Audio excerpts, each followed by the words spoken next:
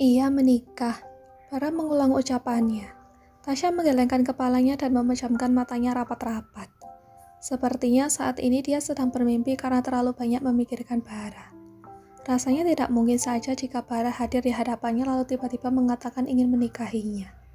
Ayo bangun Syah, bangun. Ini masih pagi, mimpinya jangan kelamaan. Nanti kalau kamu betah di alam mimpi dan gak bangun, bisa koid kamu. Terus Abi sama Umi bakal mewek. Ucap Tasya sambil mengetok-ngetok kepalanya dengan tangannya sendiri.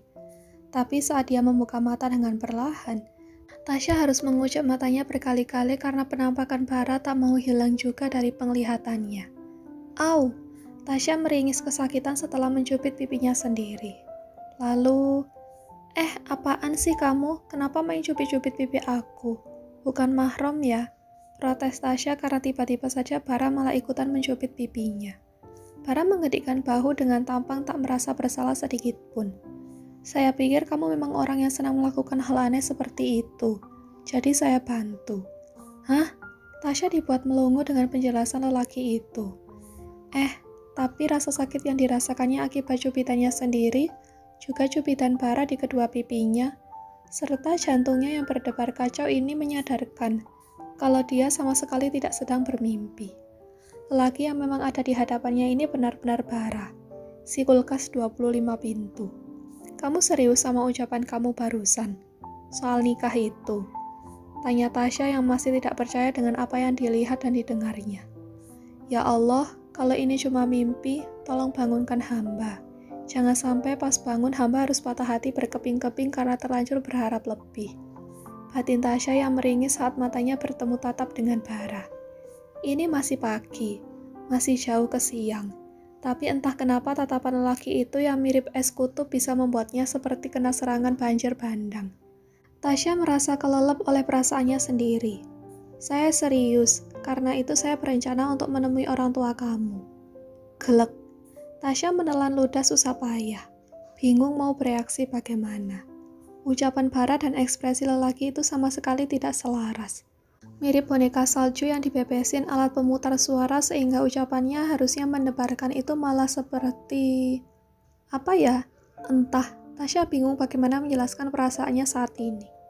Oke, kita ke rumah aku, temuin Abi sama Umi. Sahut Tasya tanpa menanggapi serius ucapan Bara, yang dengan cepat diangguki oleh lelaki itu. Mau kemana? Tanya Bara ketika Tasya hendak membuka pintu mobil Bara. Mau pulang, masa mau kondangan? Sahut Tasya. Kenapa harus keluar? Tasya mengerutkan keningnya. Kan mobil aku ada di luar. Ya aku keluar dari mobil kamu dong. Aku tuh kesini gak pakai pintu kemana aja, tapi naik mobil. Nanti biar sopir saya yang bawa. Kamu tetap di sini.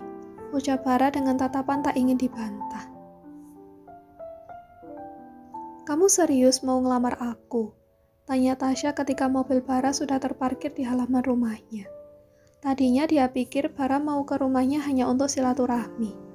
Waktu itu Bara pernah bertemu dengan orang tua Tasya, tapi hanya sebentar saja. Jadi bisa saja kalau laki itu mau mampir untuk silaturahmi mumpung sedang di Jakarta. Tapi dalam perjalanan ke sini Bara tampak serius dengan ucapannya. Tentu saya serius, jawab Bara yang melirik sekilas pada Tasya. Kenapa? Kita bahkan belum saling mengenal. Saya merasa sudah cukup mengenalmu. Tasya menatap Bara penuh tanya. Apa yang bikin kamu mau nikah sama aku padahal kita cuma kenal sepintas saja? Ya, 3 hari itu terlalu cepat.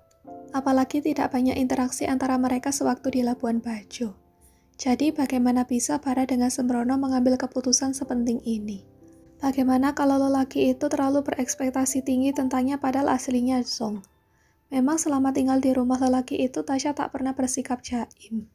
Tapi bisa saja kan Bara menilai kedekatannya dengan ibu lelaki itu sebagai poin penting. Jika begitu, artinya misal ibu Bara sudah tidak menyukainya, maka Bara juga bisa saja membuangnya kapanpun lelaki itu mau. Karena mau. Duar. Tasya seperti bisa mendengar suara petir di pagi bolong. Karena mau katanya. Ya ampun, apa Bara benar-benar tidak tahu apa arti kata menikah? Cuma karena mau? Tanya Tasya kesal. Bara mengangguk singkat, membuat emosi Tasya makin naik sampai ke ubun-ubun. Hei Bara, nikah itu urusan serius ya, bukan sesuatu yang bisa dijalanin karena mau. Alasan kamu tuh benar-benar gak masuk akal tahu gak? Ibu minta saya menikah dengan kamu. Jelek. Jawaban susulan yang benar-benar membuat Tasya patah hati. Sesuai dugaannya, pasti ajakan Bara ini ada kaitannya dengan ibu lelaki itu. Salah Bara mengenalkannya sebagai calon istri sehingga mereka malah terjebak dalam sandiwara berkepanjangan begini. Enggak, aku gak mau nikah sama kamu. Tolak Tasya akhirnya. Dia tidak mau terjebak dalam sandiwara rumah tangga.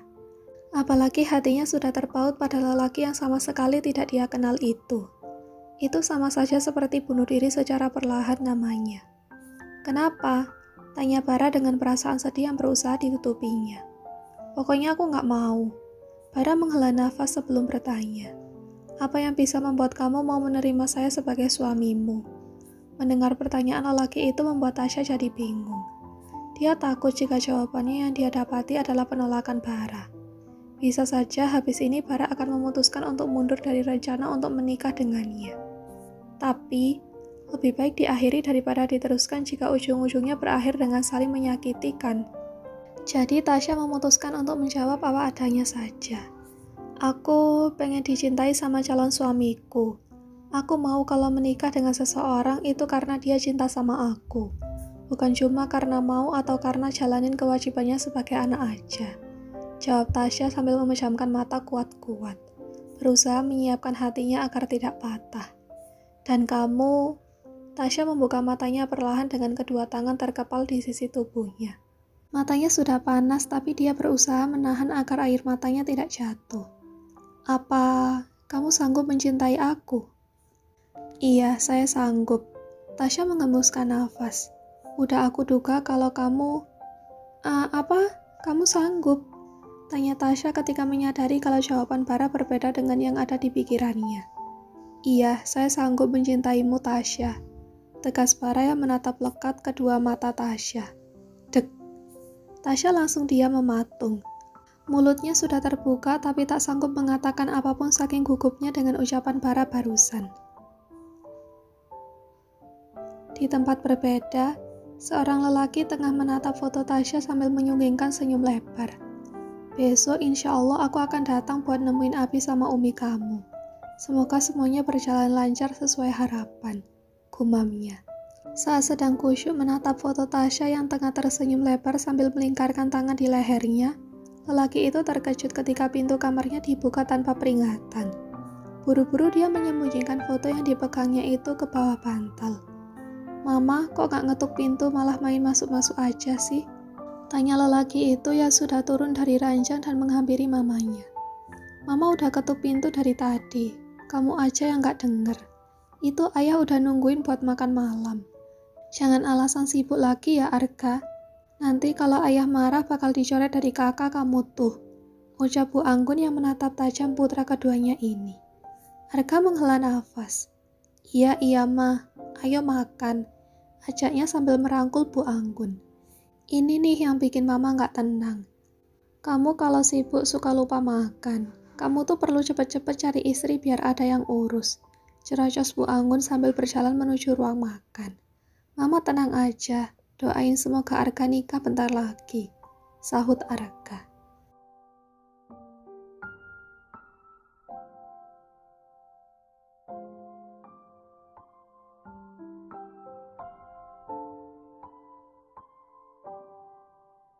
Kamu bakal nikah sebentar lagi. Emang udah ada calonnya? Tanya Bu Anggun penasaran. Arga tersenyum sambil garuk-garuk kepala. Melepas rangkulannya dari sang ibu. Sebenarnya udah ada dari lama sih, Ma. Cuma nunggu waktu yang tepat aja. Hehehe. Jawab Arga yang sudah nyengir kuda. Siapa? Kali ini Tuan Meyer yang bertanya. Arga menoleh ke arah ayahnya. Lalu duduk di kursi meja makan yang biasa didudukinya setelah Bu Anggun sudah lebih dulu mendudukkan diri. Nanti kita bicarain ya. Sekarang mending makan dulu. Arga mengedip-ngedipkan matanya sejenak kepada Tuan Meyer lalu menatap makanan yang sudah terhidang di atas meja. Mubazir kalau kelamaan dimakannya. Lanjutnya yang masih berusaha mengalihkan pembicaraan. Bu Anggun tak menanggapi. dia masih menyipitkan mata menatap anak keduanya ini. Kamu serius udah punya calon kan? Atau perlu mama cariin jodoh? Uhu. Arka yang baru saja minum langsung tersedak mendengar ucapan mamanya. Serius loh, Ma, tegas Arka. Kamu gak akan bilang kalau calon kamu itu laki-laki kan, Kak? Tanya Bu Anggun sekali lagi dan sukses membuat Arka melongo. Laki-laki? Tuan Meyer menatap istri dan anaknya bergantian. Bu Anggun mengangguk. Mama dengar Arka udah punya calon itu ya khawatirnya calonnya adalah... Ya gitu. Ayah tahu sendiri gimana Arka kan. Kamu normal kan Arka? Tanya Tuan Meyer sambil menatap putra keduanya ini. Arka yang baru menyuapkan makanan ke mulut sambil menyimak obrolan orang tuanya langsung mengembuskan nafas. Dia memilih mengunyah lalu menelan makanan yang ada di mulutnya. Sebelum menjawab pertanyaan Tuan Meyer. Ya normal ya. Masa Arka jeruk makan jeruk? Jawab Arka kemudian. Siapa tahu kan? Saut Bu Anggun. Mama mau aku suka laki. Arka balik bertanya. Sontak saja Bu Anggun langsung menggelengkan kepala. Ya jelas gak maulah. Tapi mama gak pernah loh lihat kamu dekat sama perempuan. Semua teman yang datang ke sini laki-laki. Kontak di HP kamu juga hampir semuanya laki-laki. Mau teleponan atau chat ya laki juga. Terus ada beberapa perempuan yang coba deketin kamu pun kamu tolak semua. Kamu juga nolak kalau mama atau ayah mau coba kenalin kamu sama anak teman kami. Wajar kan kalau mama curiga dan mikir kamu emang gak minat sama perempuan. Arka menggaruk kepalanya yang tak gatal. Semua yang diucapkan Bu Anggun memang benar. Selama ini dia hampir tidak pernah dekat dengan perempuan kecuali ada urusan penting saja. Dia juga menolak untuk dicomblangin oleh siapapun termasuk kedua orang tuanya. Dan menolak cukup banyak perempuan yang berusaha mendekatinya. Bahkan sudah 2 kali Arka menolak lamaran dari 2 perempuan yang nekat datang ke rumah bersama walinya dan meminta Arka untuk menjadi suaminya. Tapi itu bukan berarti dia memiliki kelainan seksual. Pokoknya nanti malam aku bakal kasih tahu. Kebetulan Kak Arjuna juga bakal makan di sini kan bareng keluarganya, ucap Arka. Bu Anggun sudah ingin kembali bicara. Tapi Tuan Meyer menatapnya sambil menggelengkan kepala. Tanda memintanya untuk tidak perlu mendesak Arka lagi saat ini jika lelaki itu belum mau bercerita. Nanti malam ya, awas kalau enggak. Ucap Bu Anggun yang menatap Arka penuh peringatan dan dibalas Arka dengan anggukan mantap. Sementara itu, di tempat lain, Gading dan Aisyah terkejut ketika melihat Tasya pulang dengan seorang laki-laki yang tentu saja mereka kenal. Nak Bara, kok bisa ada di sini? Tanya Gading yang menatap Bara dan Tasya bergantian. Gading belum cukup tua untuk lupa kalau baru kemarin Tasya bilang merindukan ibu lelaki itu dan tak punya akses komunikasi apapun. Sekarang putrinya itu malah pulang dengan Bara. Memang Tasya ini setiap keluar dari rumah suka memberikan kejutan. Saya kesini ingin melamar putri bapak dan ibu. Ucap Bara to the point. Tak hanya Gading dan Aisyah, bahkan Tasya yang berdiri di samping lelaki itu pun dibuat terkejut dengan ucapan Bara yang tidak ada basa-basinya sama sekali. Harusnya Bara kan menyapa tuan dan nyonya rumah lebih dulu kemudian ramah tamah sedikit. Ya apapun untuk memberikan kesan baik kepada Gading dan Aisyah agar bisa diterima jadi menantu nantinya. Melamar Tasya? Tanya Aisyah yang mencoba memperjelas maksud ucapan Bara. Bara mengangguk mantap. Iya, saya ingin agar Tasya menjadi istri saya. Di tengah suasana canggung ini, Aisyah tak langsung menanggapi lagi. Begitu juga dengan Gading. Dia mempersilakan Bara untuk duduk terlebih dahulu, karena sejak tadi mereka masih berdiri di depan pintu. Dan setelah semuanya duduk, Aisyah memilih untuk ke belakang dan menyiapkan minum juga makanan. Sementara itu di ruang tamu Gading menatap Tasya penuh tanya. Kamu keluar untuk ketemu Nak Bara? Tanya Gading akhirnya. Tasya buru-buru menggelengkan kepala. Enggak kok Bi, aku beneran ke mall. Terus gak sengaja ketemu sama Bang Bara di toko buku. Jawab Tasya. Hampir saja dia menyebut Bara dengan nama saja. Dan membuatnya bakal kena tegur nanti jika memanggil orang yang usianya jauh lebih tua darinya dengan tidak sopan begitu. Ya walaupun Tasya belum tahu berapa usia Bara. Tapi dia yakin kalau lelaki itu sudah kepala 3. Mungkin usianya tak jauh beda dengan Arka, omnya Biantara. Jadi Abi dan Uminya akan langsung menasehatinya jika dia memanggil Bara tanpa embel-embel lainnya. Hanya saja sejak awal dia sudah memanggil begitu. Makanya agak sulit untuk memanggil dengan sebutan lainnya kecuali di situasi-situasi tertentu saja. Saya baru tiba di Jakarta kemarin dan tadi bertemu Tasya ketika sedang di mall. Ucap Bara yang mencoba meyakinkan Gading. Entah ada apa di antara ayah dan anak itu, tapi dia tahu kalau sepertinya ada kesalahpahaman di antara mereka. Gading mengangguk-anggukkan kepalanya. Dan kedatangan kamu ke Jakarta untuk... Tanya Gading sambil menatap Bara dengan menaikkan kedua alisnya. Iya, saya ke Jakarta untuk melamar Tasya. Tasya sempat kaget mengetahui fakta itu. Bara ke Jakarta untuk melamar dirinya. Ya ampun, mendadak Tasya ingin waktu 1 bulannya dikembalikan agar kemarin-kemarin dia tidak perlu mengisinya dengan kegalauan. Tapi dia akan mengisinya dengan belajar banyak hal kepada Uminya tentang menjadi istri yang baik. Misal belajar masak. Ibunya kemarin bilang sesibuk apapun Bara selalu menyempatkan diri untuk pulang.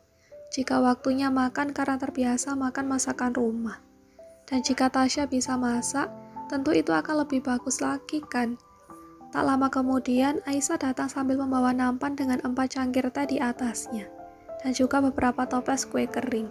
Dan setelah meletakkan semuanya di atas meja, Aisyah baru duduk di samping Gading. Jadi gimana? Tanya Aisyah yang menatap Gading. Kamu serius dengan ucapanmu itu? Kamu dan Tasya belum lama kenal. Tanya Gading pada Bara. Saya sudah yakin dengan keputusan saya. Soal mengenal bisa dilakukan nanti setelah kami menikah. Jawab Bara. Lalu Tasya kamu sendiri gimana? Kamu bersedia menerima lamaran anak Bara? Kali ini Gading bertanya kepada putrinya. Dia tidak mungkin mengambil keputusan tanpa melibatkan Tasya. Karena yang akan menjalani pernikahan nanti tentulah putrinya yang baru patah hati ini. Tasya berpikir sejenak sambil menatap ketiga orang yang duduk bersamanya di ruang tamu. Insya Allah Tasya bersedia, Abi, Umi, jawabnya sambil memejamkan mata kuat-kuat. Kamu yakin sayang? Tanya Aisyah dengan nada khawatir. Tasya membuka mata dan menatap Uminya. Sejenak dia mengira Uminya bertanya karena ingin memastikan sebab siapapun mungkin akan mengira Tasya tidak sepenuhnya yakin untuk menerima lamaran Bara. Tapi melihat betapa khawatirnya Aisyah, Tasya paham maksud pertanyaan itu. Insya Allah aku yakin Umi, Tasya udah siap buka lembaran baru kok, jawab Tasya tegas. Aisyah dan Gading saling bertatapan sejenak, seolah sedang mendiskusikan keputusan apa yang akan mereka buat saat ini. Nak Bara dengar sendiri kan jawaban Tasya, dan kami sebagai orang tua juga setuju untuk menerima lamaran kamu, ucap Gading akhirnya. Tasya langsung menghembuskan nafas lega, tidak menyangka kalau sebentar lagi dia akan menikah dengan Bara. Saya ingin pernikahan dilangsungkan dalam minggu ini, ucap Bara yang membuat semua orang di ruangan ini sontak terkejut.